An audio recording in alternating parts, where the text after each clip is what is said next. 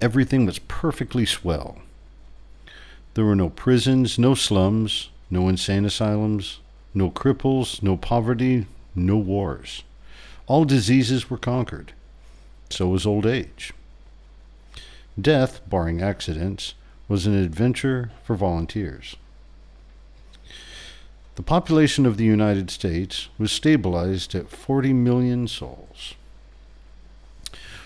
One bright morning, in the Chicago Lion Hospital, a man named Edward K. Welling, Jr. waited for his wife to give birth.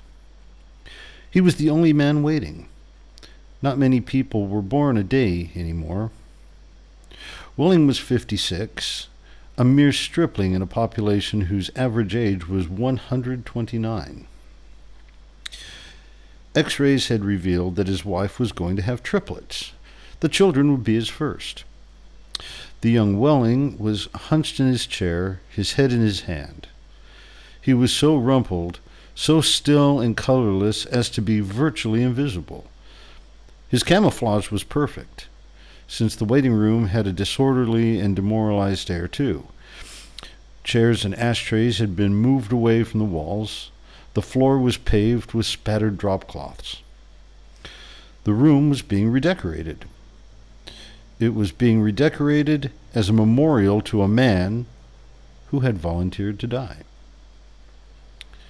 A sardonic old man, about 200 years old, sat on a stepladder painting a mural he did not like. Back in the days when people aged visibly, his age would have been guessed at 35 or so.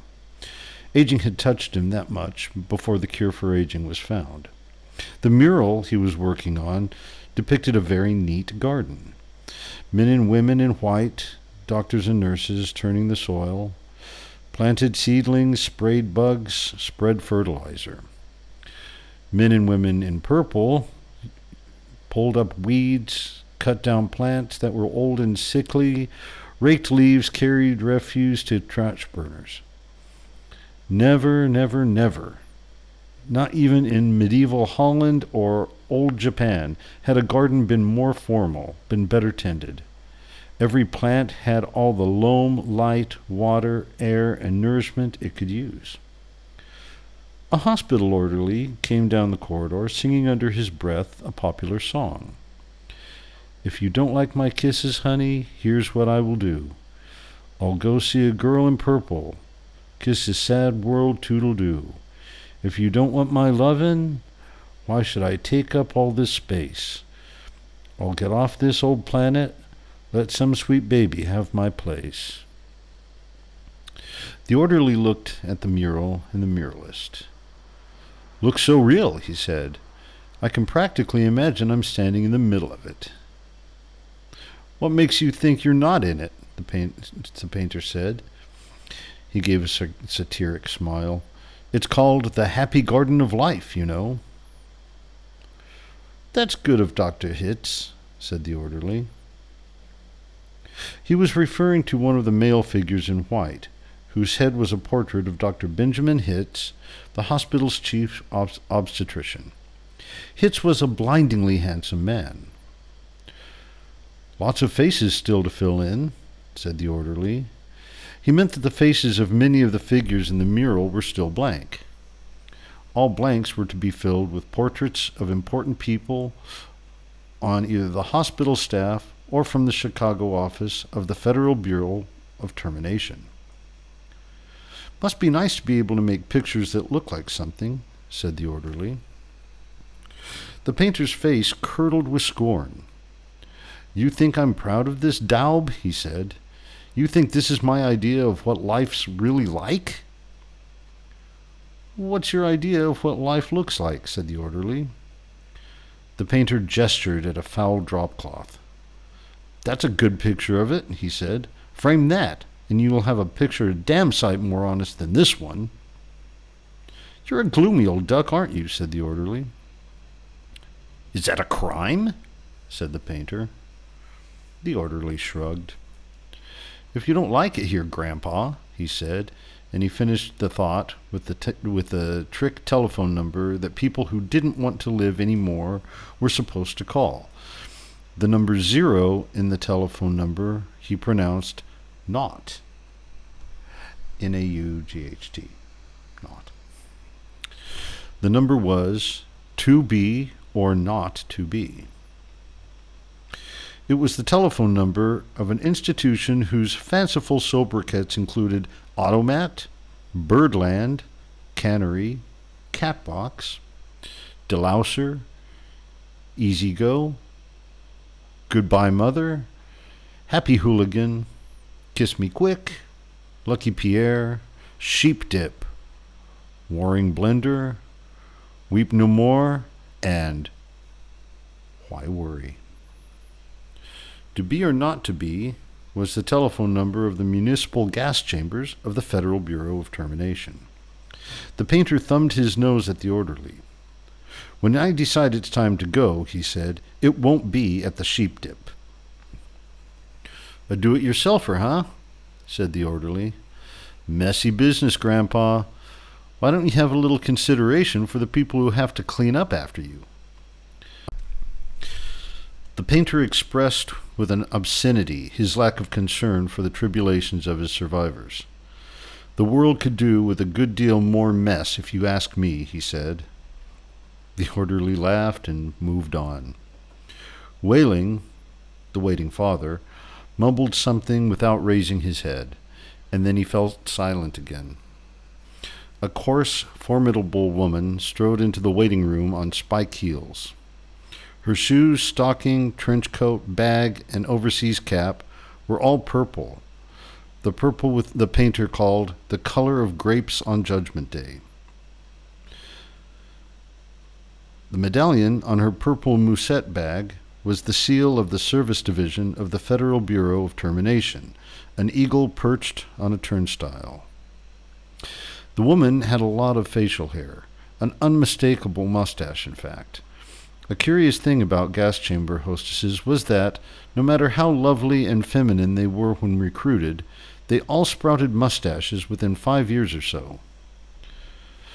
This is where I'm supposed to come? She said to the painter.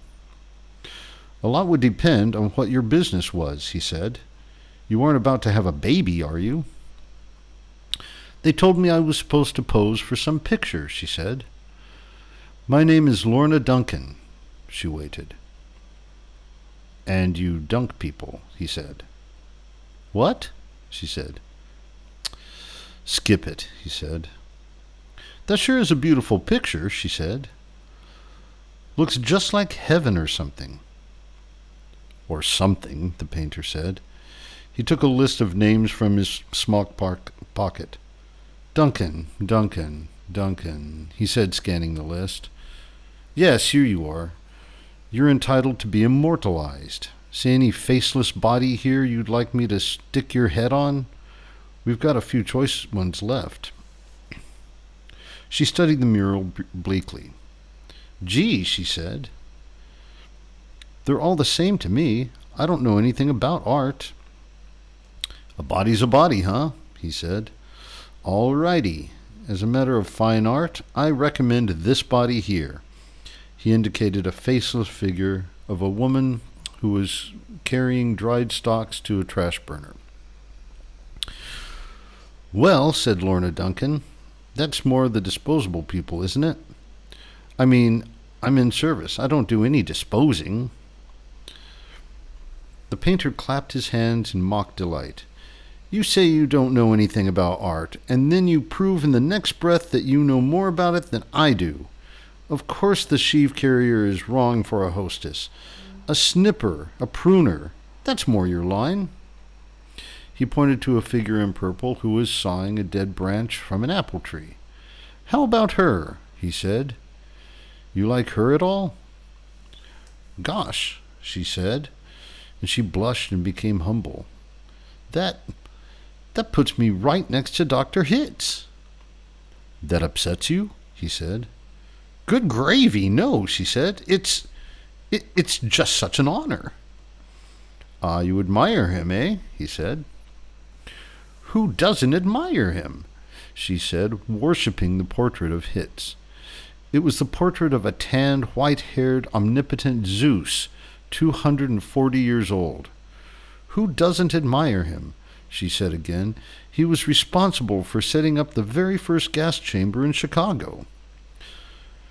Nothing would please me more, said the painter, than to put you next to him for all time, sawing off a limb. That strikes you as appropriate? That is kind of what I do, she said. She was demure about what she did. What she did was make people comfortable while she killed them. And while Lorna Duncan was posing for her portrait, into the waiting room bounded Dr. Hitz himself. He was 7 feet tall, and he boomed with importance, accomplishments, and the joy of living. "Well, Miss Duncan, he said, and he made a joke. "What are you doing here?" he said. "This isn't where the people leave, this is where they come in." "We're going to be in the same picture together," she said shyly. "Good," said Dr. Hitz heartily. "And say, isn't that some picture?" "I sure am honored to be in it with you," she said. "Let me tell you," he said, "I'm honored to be in it with you. Without women like you, this wonderful world wouldn't be possible." He saluted her and moved toward the door that led to the delivery rooms. "Guess what was just born," he said. "I can't," she said. "Triplets," he said. "Triplets," she said. This was exclaiming over the legal implications of triplets. The law said that no newborn child could survive unless the parents of the child could find someone who would volunteer to die. Triplets, if they were all to live, called for 3 volunteers. "Do the parents have 3 volunteers?" said Lorna Duncan. "Last I heard," said Dr. Hitz, "they had 1, and were trying to scrape another 2 up." "I don't think they'll make it," she said. "Nobody made 3 appointments with us. Nothing but singles going through today, unless somebody called in after I left. What's the name?" "Whaling," said the waiting father, sitting up, red-eyed and frowsy. "Edward K. Whaling, Jr. is the name of the happy father-to-be." He raised his right hand, looked at a spot on the wall, gave a hoarse, wretched chuckle. "Present," he said. "Oh, Mr. Whaling," said Dr. Hitz, "I didn't see you." "The invisible man," said Whaling. "They just phoned me that your triplets have been born," said Dr. Hitz. "They're all fine. And so is the mother. I'm on my way in to see her right now." "Hooray," said Whaling emptily. "You don't sound very happy," said Dr. Hitz. "Well, what man in my shoes wouldn't be happy?" said Whaling. He gestured with his hands to symbolize carefree simplicity. "All I have to do is pick out which one of the triplets is going to live, and then deliver maternal grandfather to the happy hooligan and come back here with a receipt." Dr. Hitz became rather severe with Whaling, towering over him.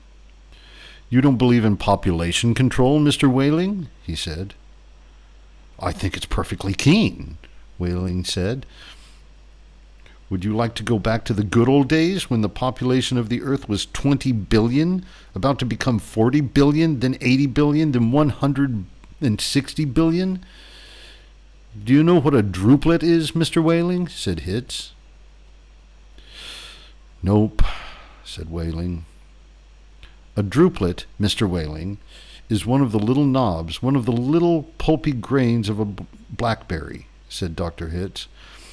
"Without population control, human beings would now be packed on this surface like drooplings on a blackberry. Think of it!" Whaling continued to stare at the same spot on the wall. "In the year 2000, said Dr. Hitz, before scientists stepped in and laid down the law, there wasn't even enough drinking water to go around, and nothing to eat but seaweed.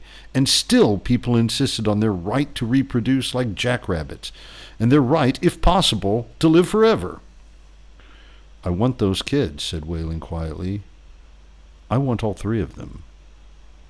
"Of course you do," said Dr. Hitz. "That's only human." I don't want my grandfather to die either, said Whaling. Nobody's really happy about taking a close relative to the cat box, said Dr. Hitz gently, sympathetically. I wish people wouldn't call it that, said Lorna Duncan. What? Said Dr. Hitz. I wish people wouldn't call it the cat box and things like that, she said. It gives people the wrong impression. You're absolutely right, said Hitz. Forgive me. He corrected himself, gave the municipal gas chambers their official title, a title no one ever used in conversation. I should have said Ethical Suicide Studios, he said. That sounds so much better, said Lorna Duncan. This child of yours, whichever one you decide to keep, Mr. Whaling, said Dr. Hitz, he or she is going to live on a happy, roomy, clean, rich planet, thanks to population control, in a garden like this mural here. He shook his head. 2 centuries ago, when I was a young man, it was a hell that nobody thought could last another 20 years. Now centuries of peace and plenty stretch before us as far as the imagination cares to travel. He smiled luminously. The smile faded as he saw the Whaling had just drawn a revolver.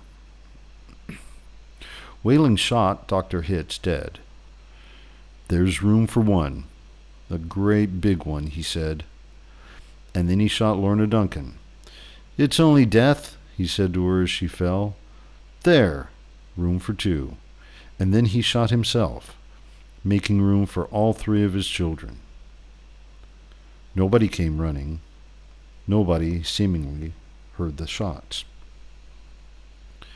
The painter sat on the top of his stepladder, looking down reflectively on the sorry scene. The painter pondered the mournful puzzle of life, demanding to be born, and, once born, demanding to be fruitful, to multiply and to live as long as possible, to do all that on a very small planet that would have to last forever. All the answers that the painter could think of were grim. Every grim, even grimmer, surely, than a cat box, a happy hooligan, an easy go. He thought of war. He thought of plague. He thought of starvation. He knew that he would never paint again. He let his paintbrush fall to the drop cloths below, and then he decided he had about enough of life in the happy garden of life, too, and he came slowly down from the ladder. He took Whaling's pistol, really intending to shoot himself. But he didn't have the nerve. And then he saw the telephone booth in the corner of the room.